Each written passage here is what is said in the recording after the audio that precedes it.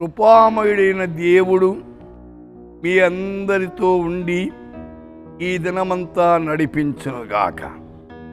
కృప చాలా ప్రాముఖ్యమైనది. ఈ దినము కీర్తనలు 24 నీ కోరికను సిద్ధింపచేసి నీ ఆలోచన యావత్తును సఫలపరచునుగాక. ఈ వాక్యాన్ని గమనించండి.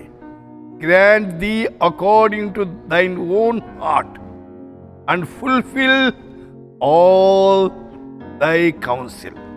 वह तेरे मन की इच्छा पूरी करे और तेरी सारी युक्ति को सफल करे.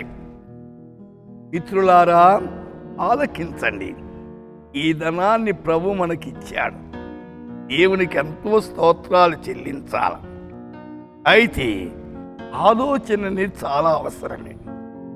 సొలొమోను కుమారుడు రెహబాము ఉన్నాడు. అతను పెద్దల ఆలోచన త్రోసివేశాడు, యవనస్తుల ఆలోచన తీసుకున్నాడు.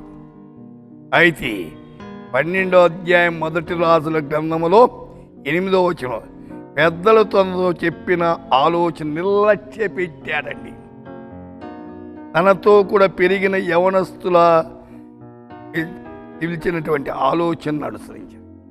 యవనస్తులు యవన ఇచ్చను బట్టి చెప్తారు, పెద్దలు అనుభవపూర్వకంగా చెప్తారు. పెద్దల మాట చాలా అవసరమే. ఈనాడు పెద్దల మాట వినరు. యోబు గ్రంథములో 12:13 జ్ఞాన శౌర్యములు ఆయన యుద్ధ ఉన్న ఆలోచనయు వివేచనయు ఆనక్కరం. మన ప్రభు ఆలోచనకర్తండి. నీకు ఏ ఆలోచన కావాలన్నా ప్రభు దగ్గరికి వెళ్ళు, ఆలోచన అడుగు. నీ కుటుంబ సమస్యలు కానీ, పిల్లల సమస్య కానీ, ఉద్యోగ సమస్య కానీ, వివాహ సంబంధమైన సమస్య ఆయన ఆలోచన ఇస్తాడు. అందుచేతనే కీర్తన 1 దుష్టుల ఆలోచన చొప్పున నడవద్దు. దుష్టుడు చెడగొడతాడండి, బాగు చేయడు. అయితే ఏ చెడగొట్టని దేవుని మీద మనం ఆనుకోవాలి.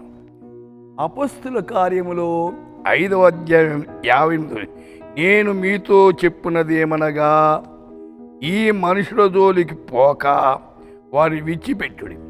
ఈ ఆలోచన అయినను ఈ కార్యమైన మనుషులు కలిగిన ఆయన అది వ్యర్థమగు. దేవుని బిడల మీద చేయి వేసుకోండి. దేవుని బిడలు ముట్టినవాడు తన కనుగుడ్డును ముట్టిన వాడట. కాబట్టి ఏడే ప్రభు మీద ఆనుకొని ముందుకు సాగండి. ప్రార్థిస్తాం. ప్రభువా, మా శ్రోతలు ఈ దినమంతా మీతో గడిపే జీవితము ఆశీర్వాదకరంగా చేయమని యేసు నామమున ప్రార్థిస్తున్నాము తండ్రి. ఆమేన్.